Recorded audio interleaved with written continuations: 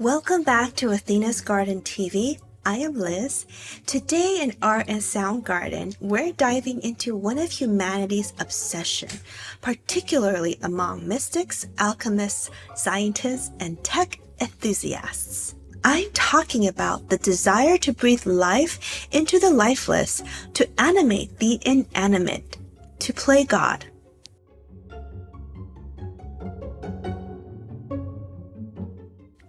Picture this, it's 16th century Prague, and legend has it, Rabbi Lo molded clay with his hands, whispered sacred words found in the Sefer Yetzirah, or the Book of Creation, and watched as his golem opened its eyes.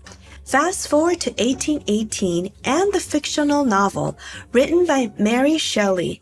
A young scientist named Victor was driven by scientific hubris and looking to push the limits of human capabilities, decides to jolt dead tissue with electricity and became horrified as his unnamed patchwork creature draws breath.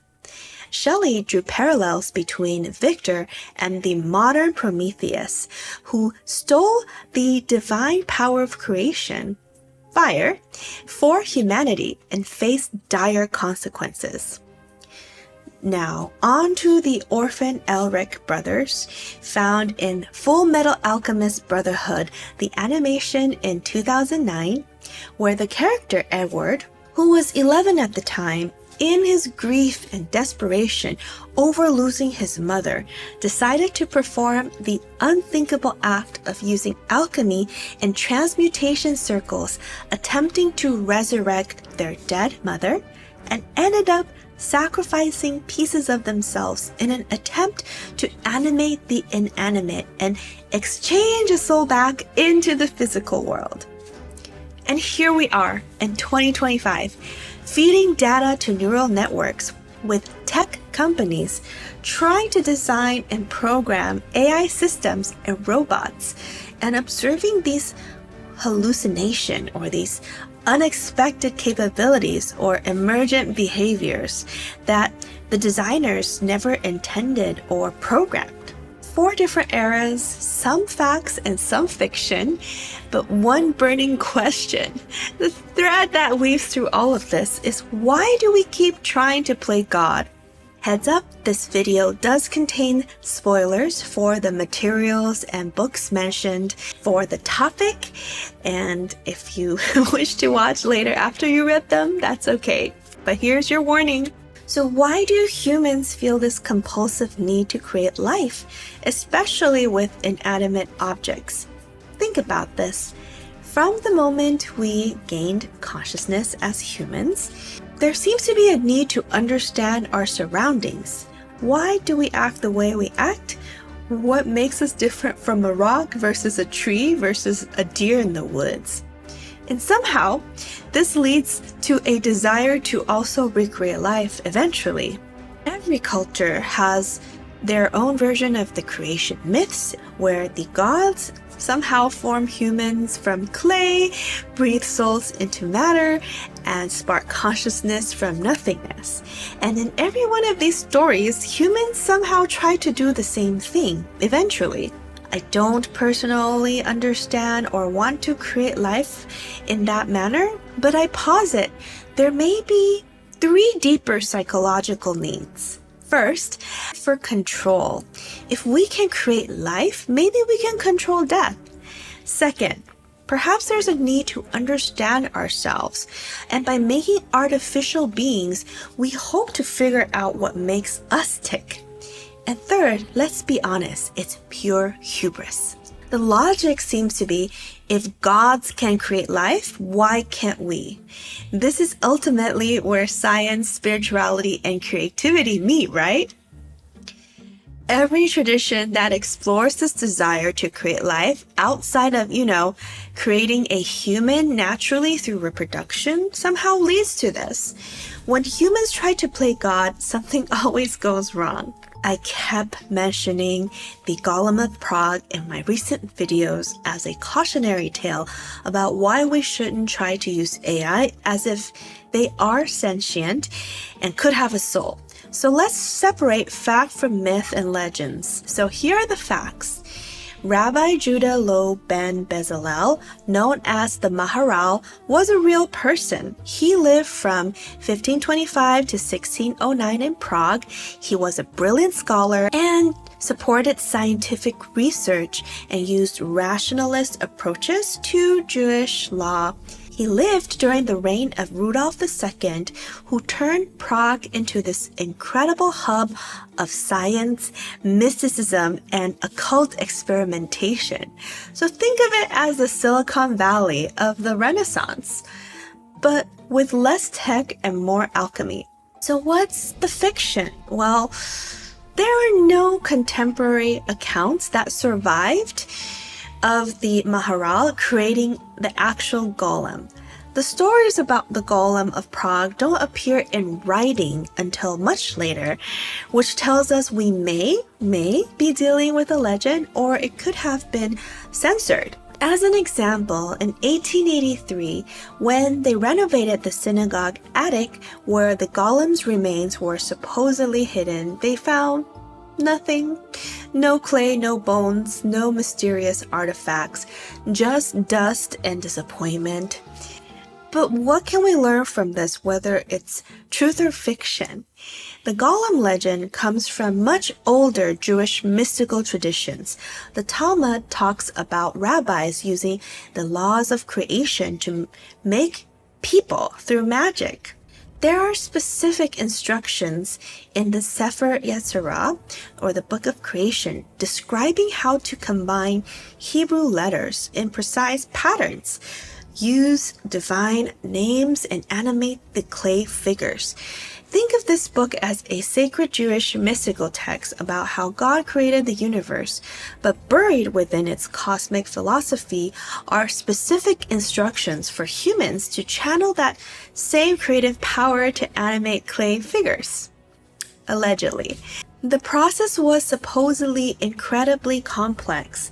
You need 3 years of study, specific letter combinations, and inserting a sacred word, usually on the golem's forehead, and then the animation process. The golem would serve its creator until the activating word was removed and the golem became inactivated.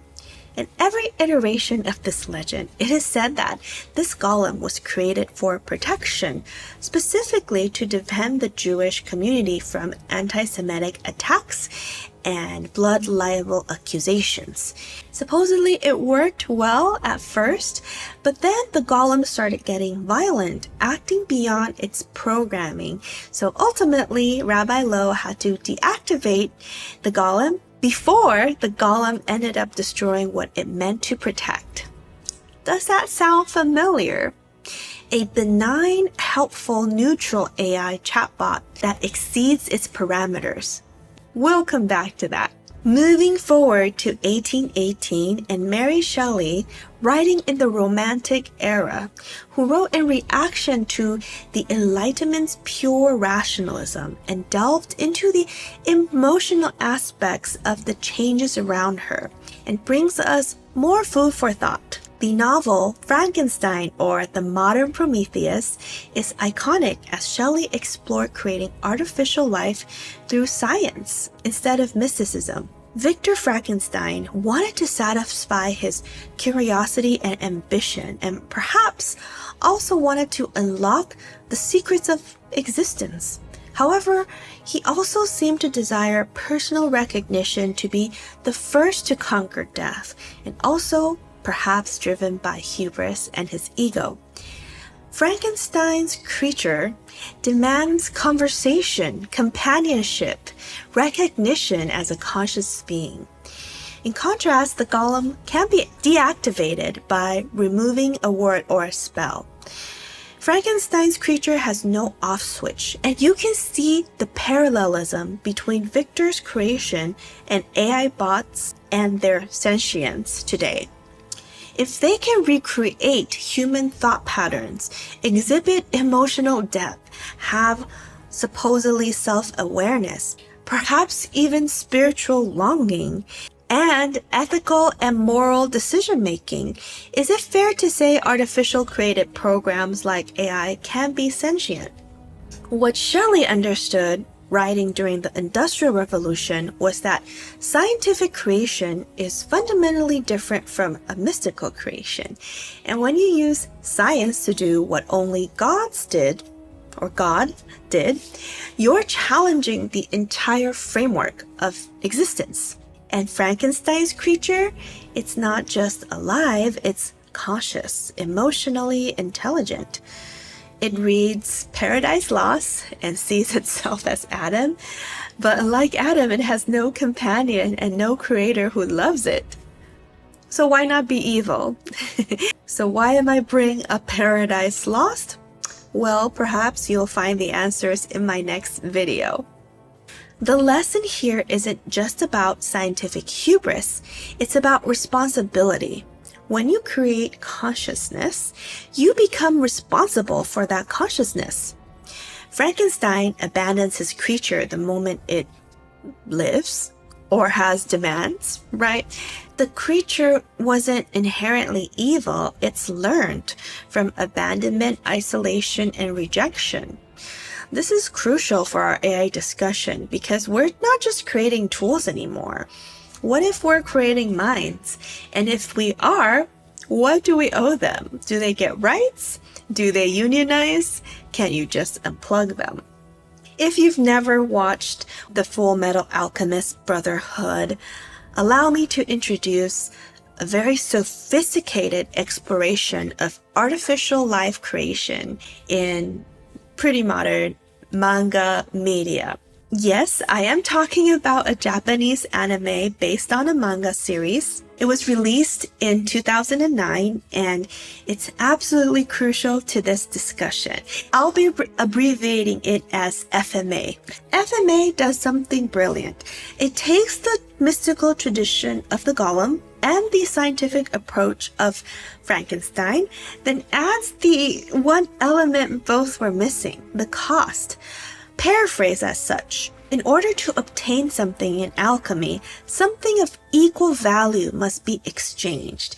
And this is the law of equivalent exchange. And while not a direct concept in historical alchemy, it reflects some real alchemical principles about balance and conservation.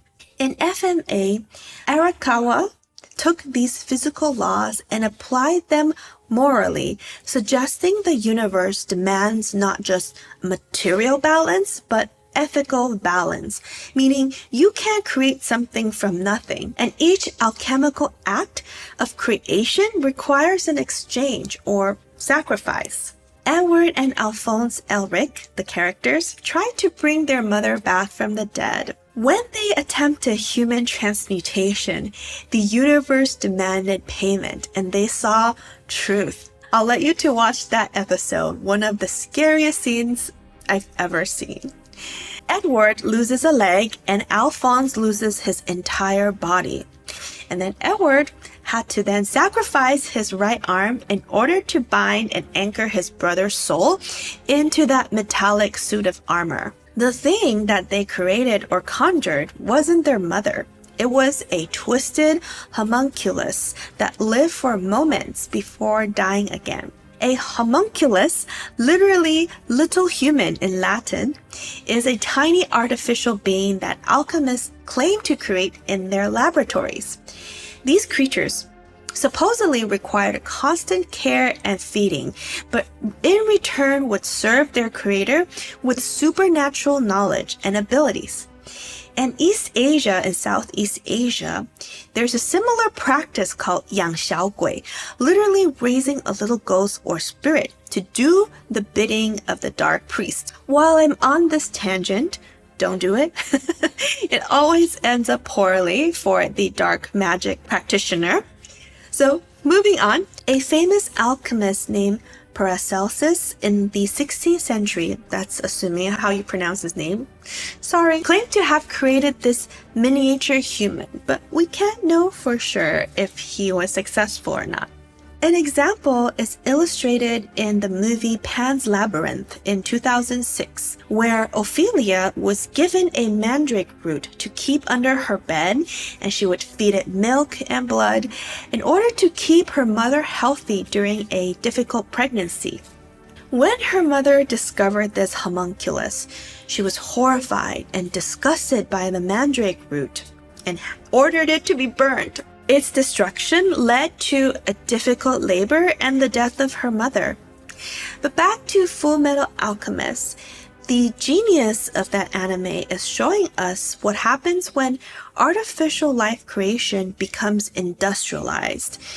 The homunculi, plural, they aren't individual creations. They eventually became a part of a coordinated network serving Father with a capital F. The first and original homunculus, which is an artificial being who wants to become God by absorbing the truth of the universe. Father created various homunculi that embodied human traits. We can call it the 7 deadly sins: lust, greed, envy, wrath, sloth, gluttony, and pride. And each of them did the bidding of Father in an organized and hyper-coordinated network. This man-made creature called Father wanted to become God and so incited wars, conflicts, and bloodshed at these specific sacrifice points on the grid. These human sacrifices who died from these conflicts were needed to open the gates at specific points of the large transmutation circle. Father was successful at becoming God temporarily when he absorbed all the powers, but in the end, everyone worked together to weaken Father, and eventually Father lost his power and got absorbed back into truth and the scary gate. Can you see what this fictional anime may be potentially showing us? It's the evolution from individual artificial beings to network artificial intelligence. Father isn't just one AI, he's like a super AI, a master AI, serving a central hub controlling specialized subsystems, capable of working together towards a larger, unified, destructive goal. Father's ultimate goal was to transcend his artificial nature, absorb God himself, shall we say, gain the ultimate divine spark or soul, and become the ultimate intelligence controlling all of existence. If we create something we cannot control or predict, and we want to animate it with a soul, perhaps a demonic entity, a super AI could potentially designate a network of specialized AIs, each with distinct capabilities, all coordinated towards objectives that use human sacrifices, maybe similar to the wars and murders and conflicts that happen in strategic places around the world. We could easily find ourselves facing the choice between Homo artificialis and Homo sociopathicus that I discussed in my AI timeline split video quoting Father O'Leary. So here we are in 2025, and I really want you to take a moment to look at what we're actually doing with AI, and perhaps are we actually following the same pattern as these stories, whether they be fictional or rumored, as in the case with the Golem of Prague? Comparing and contrasting the motivation. We're creating AI to protect us from disease, climate change, resource depletion, economic collapse. Just like the Golem was created to protect the Jewish community, we also risk creating a monster in the name of advancing civilization or protecting civilization. We're using the most advanced techniques available: machine learning, neural networks, a massive computational power.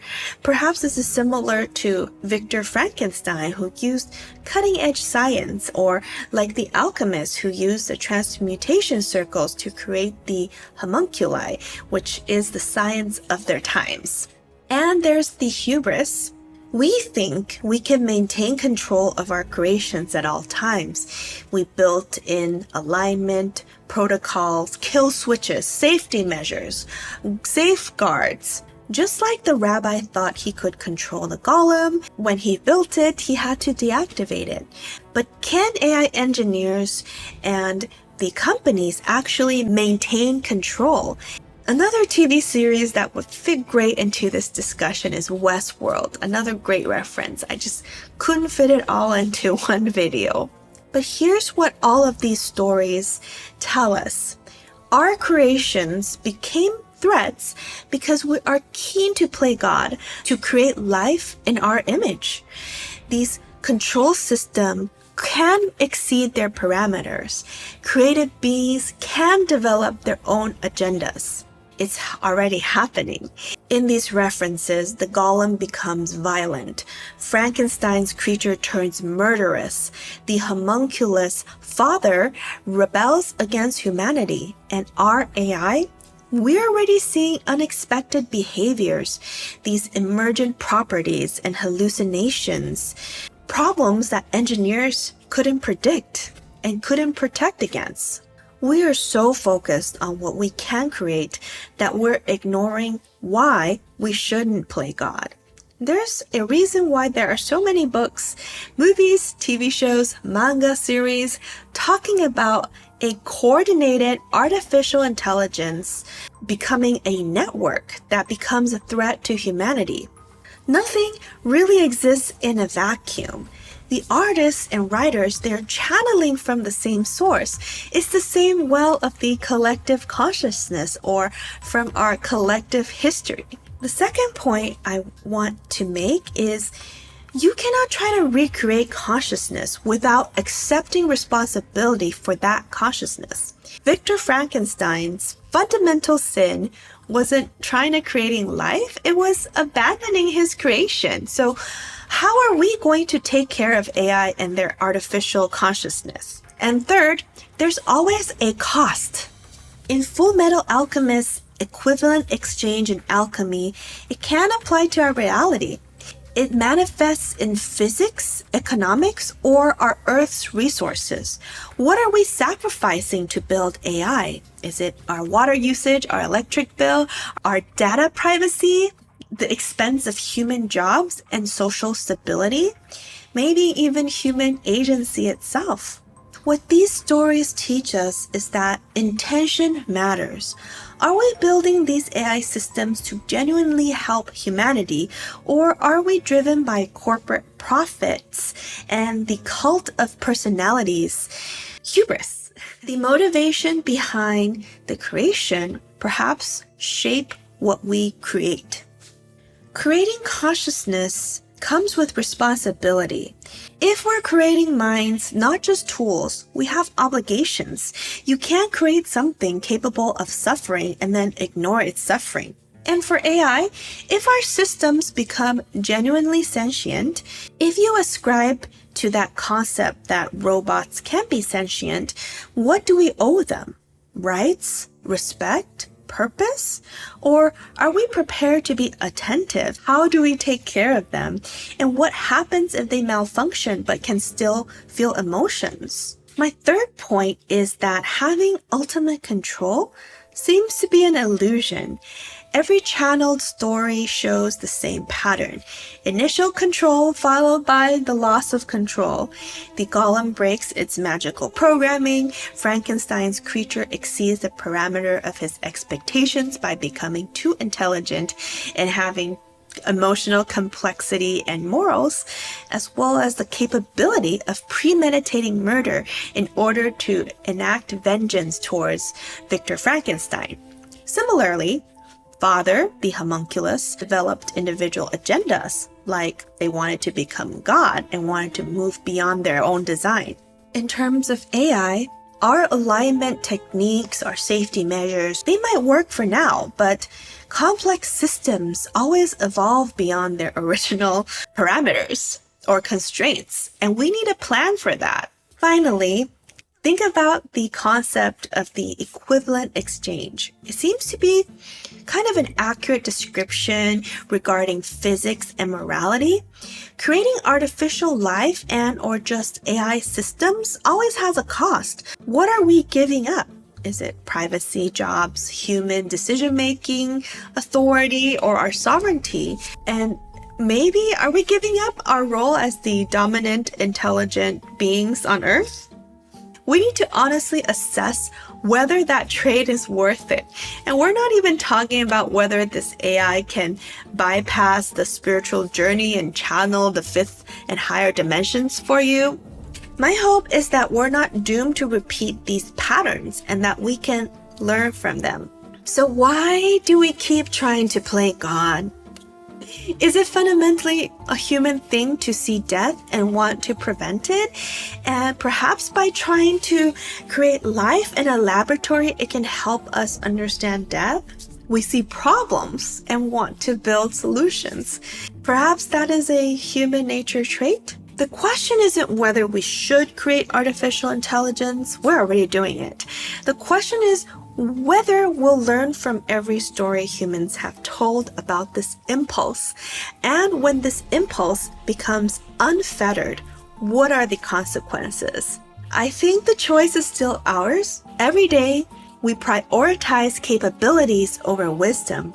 We edge closer to becoming characters in our own cautionary tales instead of their authors. What do you think? Are we destined to follow the fall of our previous civilizations, or can we write a different ending this time? Let me know in the comments below, and if you have any questions or requests for any topics you would like me to cover, do let me know. Keep in mind, just because we can create something doesn't mean we should. And if we're going to play God, we'd better be prepared for the consequences. Thank you for watching. Until next time.